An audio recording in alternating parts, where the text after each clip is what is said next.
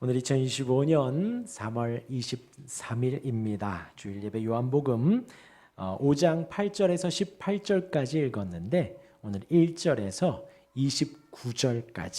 29절까지의 말씀으로 나도 일한다 라는 제목으로 잠시 은혜를 나누겠습니다. 지난주에는 예수님으로 충분하다, 예수님으로 충만하다 말씀을 드렸지요. 우리에게 믿음을 주신 분이 누구라고요? 오직 예수님이십니다. 예수님은 우리의 구원으로 기뻐하시고 우리가 회심하고 믿음의 삶을 살아가는 것을 기뻐한다 하셨습니다. 우리 예수님 사마리아 여인에게 복음을 전하시고 그녀가 물동이를 버려두고 동네에 가서 전도하는 그 모습을 보고 우리 예수님이 내 양식이다 라고 말씀을 하신 것이죠. 그 예수님이 사마리아 사람들에게 복음을 전하시며 예수님이 믿음을 주셨습니다. 또한 왕의 신하의 아들을 말씀으로 고치시며 그 가족 모두를 믿음을 주셨지요. 예수님이 말씀으로 그 신하의 아들의 병을 고치셨습니다. 왜 말씀으로 하셨다고요? 태초에 하나님이 천지를 말씀으로 창조하셨지요. 하나님이 말씀으로 해와 달과 별들을 지으시고 말씀으로 모든 것들을 만드셨습니다. 그러하기에 예수님도 사역하시며 말씀으로 병을 고치신 것입니다. 예수님이 하나님이심을 나타내시기 위해 말씀하신 것이지요. 오늘 본문은 그 이후의 삶 모습입니다. 1절에서 29절까지의 말씀에 크게 두 단락으로 나뉩니다. 크게. 예수님께서 베데스다 연못에서 38년 된 병자를 고치시는 장면이 한 단락이 되고요. 또 그 이후 19절부터는 예수님이 말씀하시고 가르치시죠. 여러분들 성경에 보면 19절 이하에 빨간색으로 나옵니다. 예수님의 말씀이 가르침이 나옵니다. 이렇게 크게 두 단락으로 나뉘는데 오늘이 1절부터 29절까지의 말씀으로 세 가지를 말씀을 드리겠습니다. 하나는 말씀드린 대로 베데스다 연못에서의 에피소드, 지금 이 38년 된 병자가 고침을 받게 되지요. 그 장면을 잠시 나누고요. 두 번째는 그 고침받은 병자에게 예수님이 말씀하십니다. 내가 나았으니 더 심한 것이 생기지 않도록 어떻게 하라고요? 다시는 죄를 범하지 말라. 이 부분에 대해서 두 번째로 잠시 나누고요. 마지막 세 번째로는 아버지께서 일하시니 나도 일한다 라고 하셨습니다. 아버지께서 일하시니 나도 일한다. 그러면서 이제 그 말이 유대인들로 하여금 예수님을 하나님으로, 하나님과 동등되게 여기게 된 것이에요. 그리고 또 안식일을 범했다 했죠. 그러면서 하나님 아버지 또 동등됨, 그에 대해서 예수님이 들으시고 19절부터 설명하시는 장면이 나옵니다. 그 부분을 세 번째로 나누도록 하겠습니다. 먼저 이제 5장 1절부터 예수님이 예루살렘에 올라가시면서 베데스다라 하는 연못에 이르게 됩니다. 그 연못은 정말 있었지요. 그리고 그곳에서 물이 출렁일 때 제일 먼저 들어가면 병이 낫는다라는 것입니다. 그래서 이 38년 된 병자가 거기 있었습니다. 그리고 그 사람 외에도 많은 아픈 사람들이 그 자리에 있었습니다. 그리고 예수님이 그 사람을 찾아가서 병을 고치시는 거죠.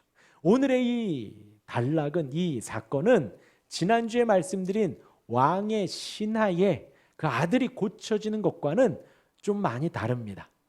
왕의 신하의 아들은 왕의 신하가 예수님을 찾았지요. 그리고 믿음이 있다 그랬습니다. 예수님이 누구인지도 안다 그랬어요. 예수님이 하나님이신 걸 알기 때문에 예수님이 가라, 내 아들이 살았다 그 말씀을 하시자 바로 그 말씀을 듣고 돌아가서 아이의 병이 나은 것을 확인하였지요. 그 왕의 신하와 지금 이 38년 된 병자는 완전히 다릅니다. 이 사람은 예수님이 누군지도 모르고 예수님이 오셨는지도 모르는 상황인 거예요. 아주 반대이지요. 그 사람에게 6절에 예수님이 말을 거십니다. 예수께서 그 누운 것을 보시고 병이 벌써 오래된 줄 아시고 이르시되 내가 낫고자 하느냐. 6절에 그렇게 말씀하십니다. 여러분 생각해 보십시오. 아이들이 기침을 한 달만 해도 힘듭니다. 그렇죠? 보는 우리 부모도 힘들어요. 그런데 38년 동안 아파했습니다. 38년 동안 움직이지도 못했어요. 본인이 가려고 하면 다른 사람들이 먼저 막 가서 못 고침을 받았다고 합니다. 얼마나 큰 고통일까요? 예수님이 그를 긍휼히 여기시며 그 사람에게 말을 거신 것이지요. 이에 그 사람이 응답합니다. 우리 7절에 병자가 대답하되 주여 물이 움직일 때에 나를 못에 넣어주는 사람이 없어 내가 가는 동안에 다른 사람이 먼저 내려가나이다 합니다. 이 사람이 병이 들고 아파요. 몇 년 동안요? 38년 동안. 그런데 심지어 친구도 없습니다. 본인을 저기까지 데려다 줄 사람도 없어요. 가족도 없는 것 같죠. 본인이 움직여야 되는데 아무도 도와주는 사람조차도 없다는 거예요. 몸도 아픈데 마음도 아픈 거예요. 외로운 거예요. 친구가 없습니다. 그리고 이 사람은 심지어 예수님의 소문도 듣지 못했습니다. 예수님이 옆에서 말을 거는데도 불구하고 못 알아보는 거예요. 누군지도 모릅니다. 곧 요즘 말로 하면 영적으로도 육적으로도 완전히 바닥인 거예요. 몸도 아프고 친구도 없고 예수님이 누군지도 도무지 모르는 상황인 거지요. 그런데 이게 유대인이 말을 거니 신세한탄을 하는 겁니다. 저기에 데려다 줄 사람이 없습니다. 뭐지요? 다른 게 아니라 그냥 데려다만 주십시오. 옆에 좀 계시다가 출렁거리면 나를 좀 데려다 주십시오. 그렇게 도움을 요청하는 것이지요. 그러자 예수님이 도와주십니다. 오늘 읽은 본문 우리 8절 같이 한번 읽어볼까요? 8절입니다. 시작. 예수께서 이르시되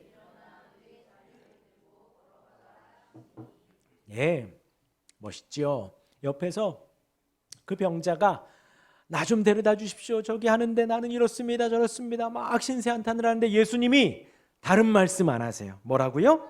일어나라. 내 자리를 들고 가라.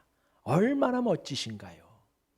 우리 예수님이 하나님이시기에 그 말씀만으로 이 38년 동안 누워있던 꼼짝 못하는 이 사람이 온몸에 힘이 들어가고 벌떡 일어나 자기가 누웠던 자리를 들고 움직일 수 있게 된 것입니다.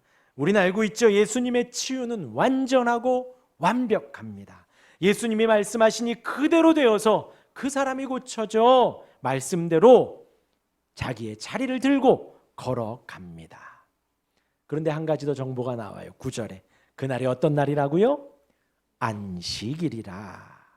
곧 이 사람은 안식일에 고쳐진 것입니다. 안식일에 고쳐졌으니 예수님이 말씀도 하셨고 본인이 있었던 그 자리를 들고 가겠지요. 그런데 자기가 가지고 있던 자리를 들었다라는 이유로 움직였다라는 이유로 주변에 있는 유대인들이 이 사람을 정죄하기 시작합니다. 일을 했다는 거예요. 안식일에 하지 말아야 할 짓을 했다라는 것이지요. 그런데 예수님이 그걸 몰랐을까요? 그날이 안식일이고 이 사람이 38년 동안 아파했고 이 사람을 고치고 그냥 빨리 일어나서 예배하러 가라도 아니에요.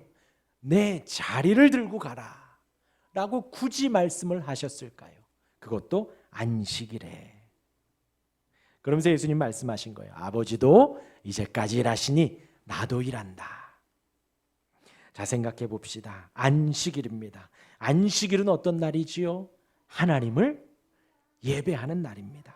하나님을 사랑하고 하나님만 높이라고 그 날을 구별하여서 하나님이 친히 만드신 날이에요. 창세기 2장이에요.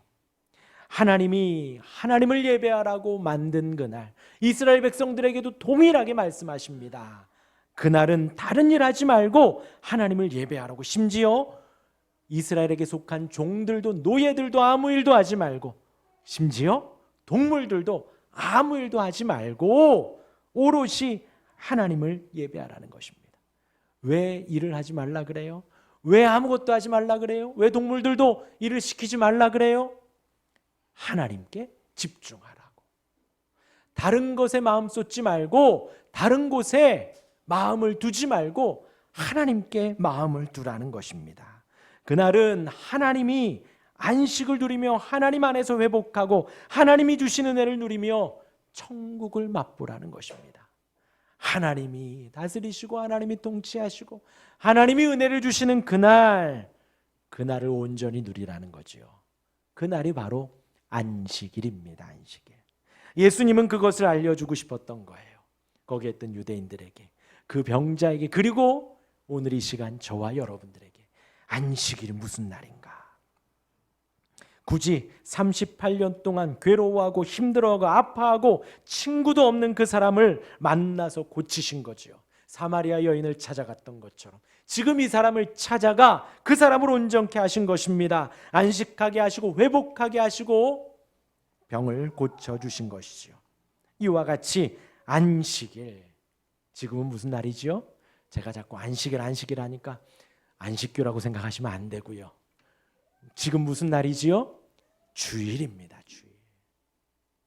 지금 주일에 우리가 이 자리에 모여서 하나님을 예배합니다. 하나님 안에서 기뻐하고 즐거워하며 하나님이 주시는 그 안식과 평안을 누리라는 것이지요. 하나님을 높이며 우리의 영과 마음이 회복되라는 것입니다. 그런데 이제 안식일에 움직였다고 그 38년 된 병자는 손가락질을 당합니다. 고통이 회복됐는데 분명히 그 사람들 오가며 봤을 거 아니에요. 이 사람이 38년 동안 누워있고 출렁거리며 움직이려고 몸부림치는 것을 다 봤을 텐데 그거에는 관심이 없어요. 이 사람이 온전해지고 이 사람이 낫고 이 사람이 회복된 것은 관심 없고 뭐에만요? 이 사람이 말씀을 어겼다. 이 사람이 지금 죄를 지었다. 거기에만 지금 관심이 있는 것입니다. 맞나요? 아니요. 틀립니다.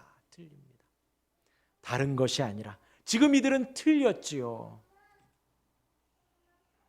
여러분, 주일에는 우리가 지금 예배하죠. 다른 것 생각하지 마시기를 바랍니다. 누가 뭐 하네 어쩌네 생각하지 마시고 오직 이 시간 오셔서 하나님을 높이고 하나님을 예배하는 것에만 집중하시기를 바랍니다. 주 안에서 안식하고 말씀으로 회복되고 은혜 받는 일에만 집중할 수 있으시기를 바랍니다. 하나님이 주시는, 하나님이 예비하신 그 큰 은혜를 오롯이 받아 누리시기를 바랍니다. 우리 주님 이렇게 38년 동안 아무것도 모르는 그 사람 찾아가 회복시켜 주셨잖아요. 저와 여러분들은 더 복된데요. 이 시간 하나님이 불러주셨으니 하나님 예비한 은혜 온전히 받고 돌아갈 수 있기를 바랍니다. 뭐 해야 하는 것 없습니다. 준비해야 되는 것 없습니다. 있어야 되고 없어야 되고 알아야 되고 몰라야 되고 그런 것 없습니다. 우리 주님이 예비하신 은혜 오롯이 받고 돌아가시면 됩니다. 하나님께만 집중하시기를 바랍니다. 이 예배에 최선을 다하시길 바랍니다. 그러면 은혜 받습니다. 왜요? 은혜는 이미 충만히 예비되어 있거든요. 그런데 내가 정신이 없어서 그런 거예요. 내 마음이 다른 데 있고 혹 내가 막 정신이 없으니 놓치는 것뿐입니다. 하나님 예비하신 은혜 온전히 받으실 수 있기를 바랍니다. 제 말대로 해보셔요. 토요일 저녁에는 다른 거 하지 마시고 일찍 주무세요. 일찍 주무시고 아침에 일찍 일어나서 준비하고 10분 일찍 와보셔요. 그리고 기도로 준비하며 본문을 미리 한번 찾아보시고 묵상하고 준비해 보시기를 바랍니다. 성령께서 인도하시는 그 은혜 충분히 받으실 수 있습니다. 어렵나요? 아니요, 어려운 것 하나도 없습니다. 주님 주시는 멍에는 무겁지 않습니다. 오직 그 주님 바라며 그 주님을 온전히 예배할 수 있는 우리가 되길 바랍니다. 왜요? 우리 주님 저와 여러분들을 위해서 십자가를 지기까지 죽으셨어요. 그 주님을 만나기 위해 우리가 그 정도도 하지 못한다면 안 되지요. 꼭 준비하시기를 바랍니다. 다시 본문으로 돌아와서요. 예수님이 안식일에 아무것도 모르는 이 병자를 찾아가 일하시며 안식일의 본질적인 사역, 주일에 무엇을 해야 하는지 알려주신 거예요. 직권으로 찾아가셔서 고쳐주신 것입니다. 이제 두 번째로 넘어갑니다. 예수님이 고치시고는 다시 만나서 중요한 말씀을 하시죠. 다시 만나서 우리 14절 같이 한번 읽어볼까요? 14절입니다. 시작. 그 후에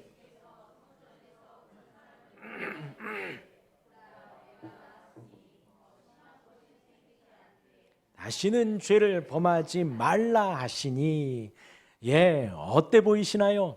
자, 다시는 죄를 짓지 말아라. 근데 그 앞에 뭐라고요?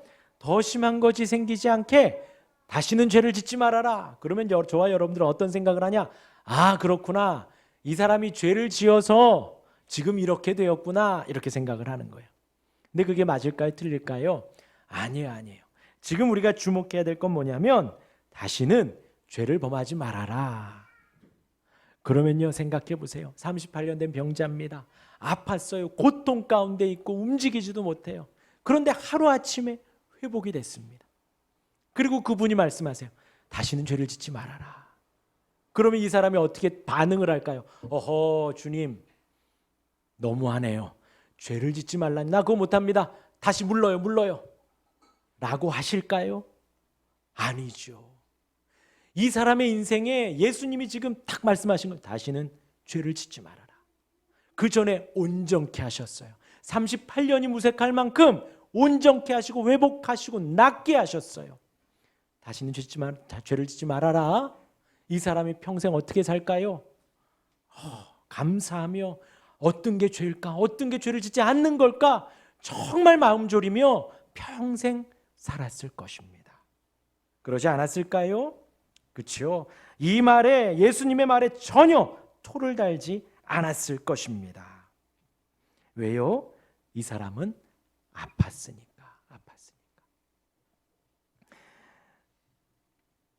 오늘 주보에 여러분들 하이델베르그 요리분답이 나옵니다. 한번 읽어보셔요.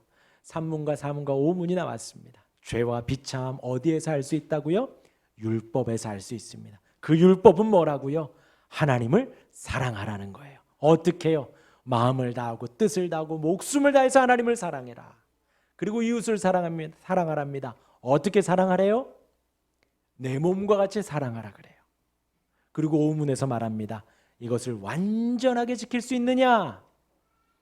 답이 뭐지요? 그럴 수 없습니다. 예요. 자, 이 38년 된 병자는요, 평생 비참함과 처참함 속에 살았어요. 그리고 저와 여러분들은 이 사람의 육적인 고통은 까지는 가지 않았지만요, 지금 성경은 저와 여러분들에게 뭘 말하냐? 하나님의 말씀 앞에 우리의 모습이 어떠한가를 알려주고 싶은 거예요. 하나님을 마음을 다하고 목숨을 다하고 뜻을 다하여 사랑하라고 합니다. 이웃을 내 몸과 같이 사랑하라 그래요. 그것이 뭐라고요? 이 성경이 말하는 바다. 신구약 성경 66권이 이렇게 나와 있지만 두 가지로 축약하면 하나님을 사랑하는 거고 이웃을 사랑하는 거예요. 오문에서 뭐라고요? 이 계명을 너희가 온전히 지킬 수 있느냐? 완전하게 지킬 수 있느냐? 그렇죠? 우리가 평생 사는데 아마 조금은 지킬 수 있을지도 모릅니다. 하나님을 내가 평생 이렇게 사랑해 봤어. 아주 조금. 아니면 내가 이렇게까지 섬겨봤는데 아주 조금. 한번 사랑해 봤었어. 내가 좀 손해봐도 이 사람 한번 사랑해 봤었어. 그 정도는 우리가 말할 수 있지만 우리의 내면을 다 아신 하나님 앞에 하나님을 사랑했느냐? 목숨을 다해서. 이웃을 내 몸처럼 사랑했느냐? 이 질문 앞에 네 라고 할 사람이 온 세상에 아무도 없습니다. 그래서 수요일 날 질문을 드렸죠. 제가 뭐라고 질문할게요? 수요일 날. 한 명도 없는 것입니까? 온라인에 생중계가 되는데, 그리고 설교만 잘라서도 올라가는데 한 명도 없어요. 사랑하십니까? 사랑하십니까? 지금 저는요, 여러분들에게 사랑하라고 도전하는 게 아니에요. 그 말씀에 준해서 하나님을 사랑하십니까? 그 말씀 앞에서 이웃을 사랑하십니까? 그러면요, 이 목사 앞이라고, 교회 앞이라고, 옆에 있는 사람들 앞이라고 생각하지 마시고 지금 이 하나님 앞에서 하나님이 나에게 질문하는 것처럼 한번 들어보셔요. 사랑하십니까? 그러면요, 모두가 다 인상을 써야 돼요. 모두가 다 눈물을 흘려야 돼요. 아니요, 나는 사랑하지 못했었어요. 하나님을 그렇게 사랑한 적 없고요, 이웃을 그렇게 사랑한 적 없어요. 단 한 번도요. 내 목숨을 다해서 하나님 사랑한 적 없어요. 이웃을 내 몸처럼 사랑해 본 적 없어요 하고 정직하게 답할 수 있어야 합니다. 그리고 그 비참함이, 그 참담함이 아주 깊고 깊게 내려가야 돼요. 누구처럼요? 38년 동안 도와주는 사람 없고 38년 동안 저쪽에 가고 싶은데 자기 몸도 못 움직이는 그 고통과도 같은, 물질이 도울 수 없고 건강이 도울 수 없고 사람이, 가족이, 친구가 없는, 어떠한 도움도 없는 그 심령까지 내려가야 돼요. 그것을 비참함이라고 합니다. 돌아서도 저 물까지 갈 수 없어요. 팔을 저어도 다리를 움직여도 한 걸음도 못 움직여요.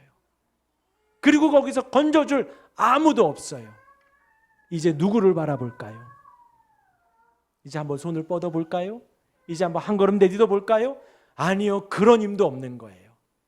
그런 힘도 없이 비참함과 참담함에 내려가고, 그 다음에 누구를 바라보느냐? 그 다음에 고개를 들어 주님을 바라보는 거예요.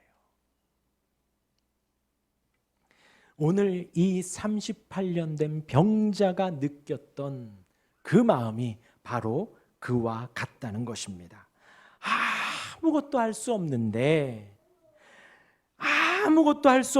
주님이 고쳐주신 거예요. 그러하니 그 사람에게 더 심한 것이 생기지 않도록 죄를 짓지 말아라. 예수님의 이 말씀이 이 사람에겐 무엇처럼 느껴질까요? 내가 더 이상 죄를 지으면 안 되겠구나 하고 주님을 붙들게 되는 것입니다. 저와 여러분들에게도 마찬가지입니다. 우리가 아무것도, 하나님을 향해서 아무것도 할 수 없고, 이웃을 향해서 아무것도 할 수 없고, 가깝게는 부모님에게, 친구에게, 배우자에게, 우리의 자녀에게, 우리의 이웃에게 아무것도 할 수 없는 그 비참한 존재인 걸 알았을 때에 우리 주님이 우리의 소망이 됩니다. 우리 주님이 우리의 유일한 구원이 되어 주십니다. 이 사람을 찾아가 구원해 주신 것처럼 주님이 우리를 찾아오셔서 일어나라고 말씀을 해 주시는 거예요. 그리고 덧붙이신 거예요. 더 이상 죄를 짓지 말아라. 여러분 어떠한가요? 동의가 되시나요?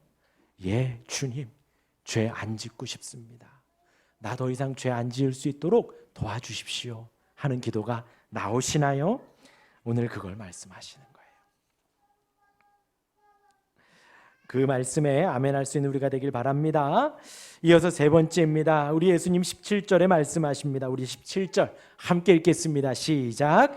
예수께서 그들에게 이르시되,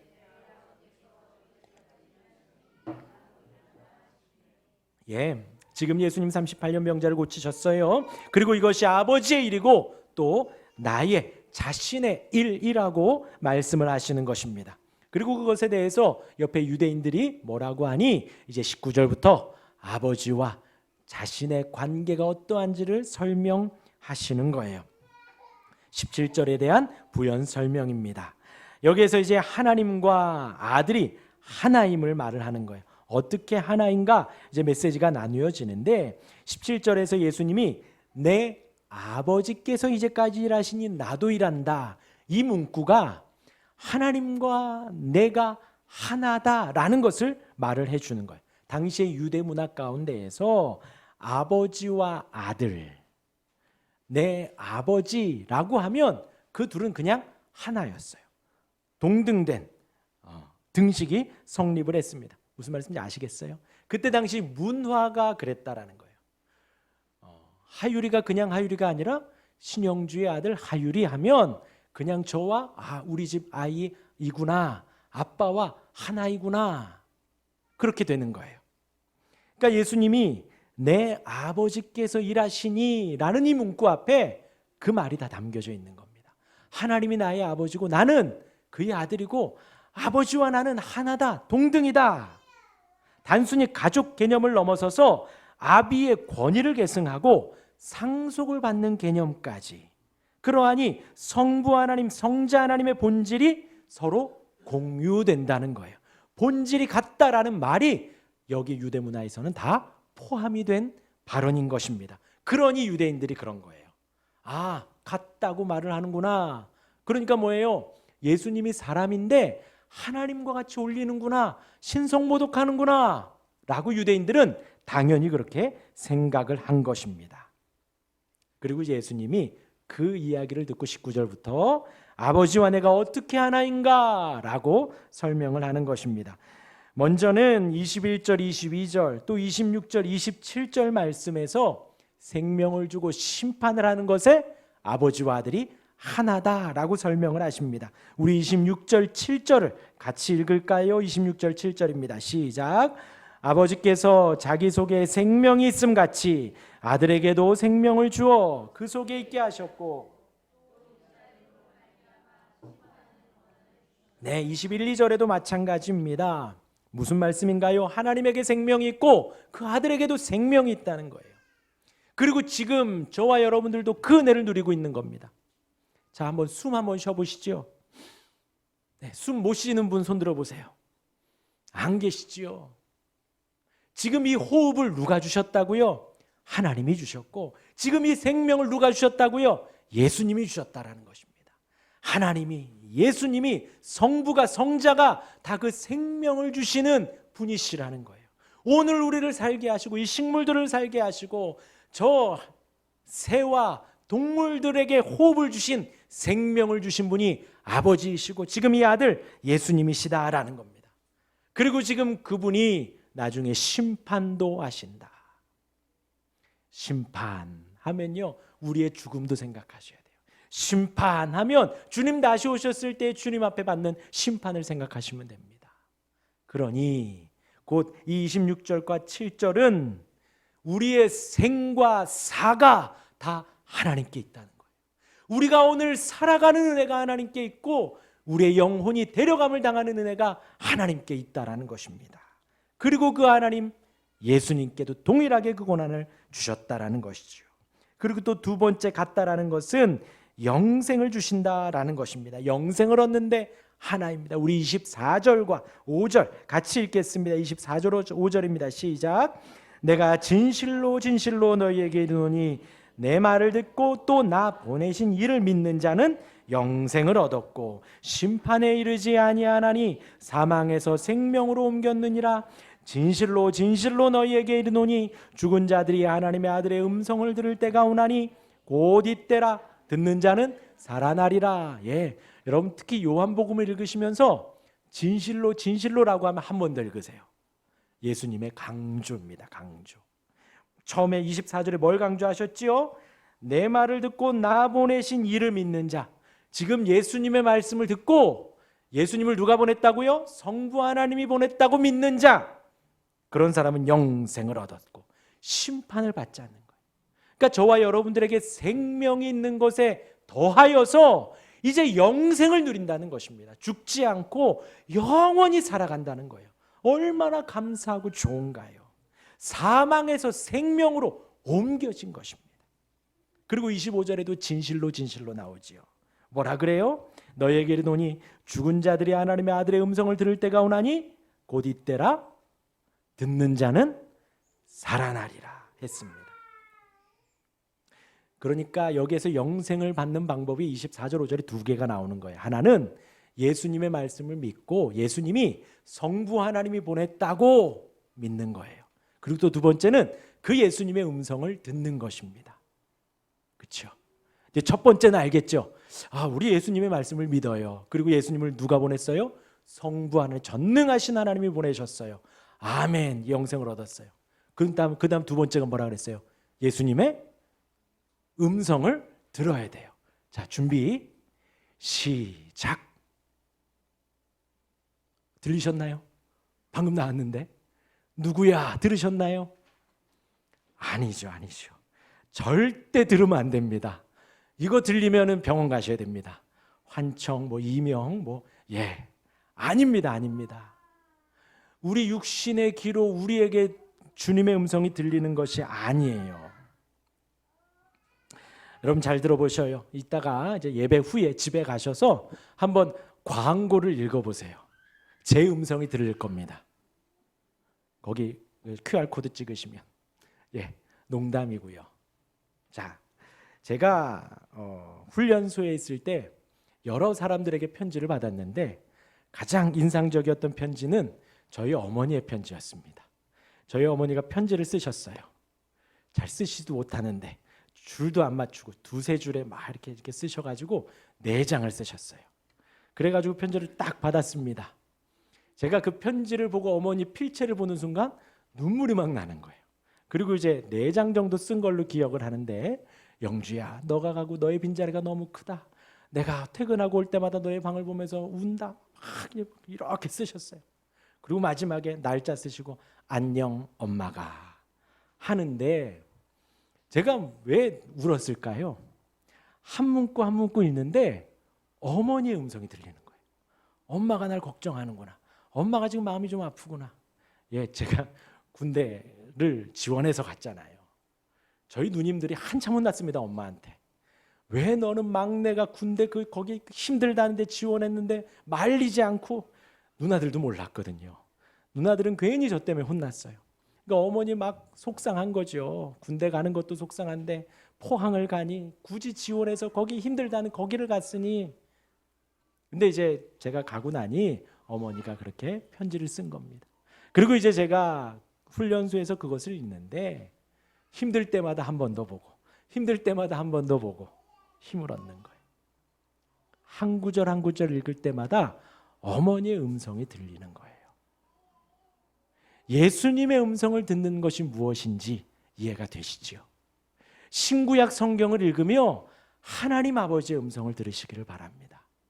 이 신구약 성경은 우리의 경전, 그냥 종교 생활하는데 필요한 어떤 의무적인 책이 아니라 살아계신 하나님이, 전능하신 하나님이 너무나 사랑하는 여러분들에게 주신 러브레터예요. 사랑의 편지입니다.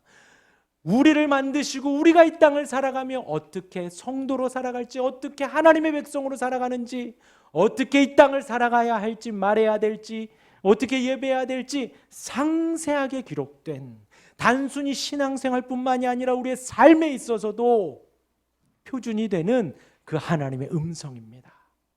구약 성경을 읽으며 하나님의 음성을 들을 수 있으시길 바라고, 이 신약 성경을 읽으며 예수님의 음성을 들으실 수 있기를 바랍니다.